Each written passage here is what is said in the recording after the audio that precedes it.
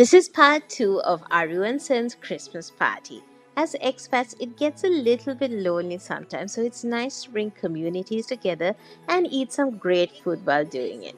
Some of his friends, some of my friends, and some old friends from back home. And here's all of the behind the scenes of how we did this amazing festive grazing table.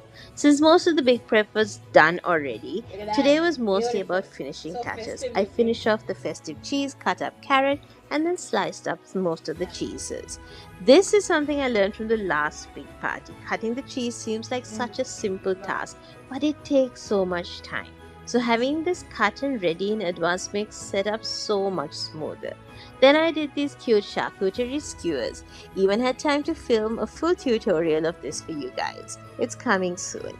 And then we quickly made the pasta salad, fried up the sausages, and whipped up a boozy brandy butter for the Christmas pudding. We then started gathering everything and packed it to transport it to the function room. And while Sen baked the Wellington, Kai and I took a much needed nap. Had some coffee, which was the perfect pick-me-up. And then we started carrying all of our stuff over to the function room. I did like 2 rounds and then went to shower and change while poor Sen did the next 4 to 5 rounds of lugging.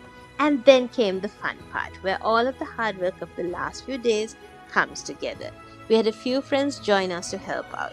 When setting the grazing table, I lined the table with some baking paper. This makes the perfect surface to lay food on, and it makes cleanup so easy. Then placed some dishes and stands where I wanted certain things to go. Did some filler leaves around and then started setting up the table while Sen set up the bar.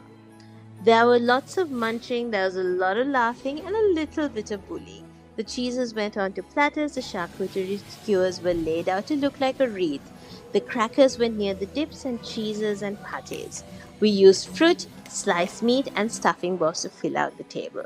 Our truffle and gingerbread cookies looked so festive and cute, and that cranberry cake looked stunning. I was a bit sad about not having the Yule log as a centerpiece, but it's fine. Then I assembled the festive punch. This was non-alcoholic and our friends were able to pour any spirits they liked into it.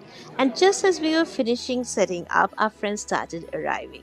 It was such a lovely mix of people from all different countries, just mingling and getting along so nicely. We spent the rest of the night eating, drinking, laughing, and just having the best time. And that was Sen and Aru's very, very early Christmas party that kicked off the season for most everyone.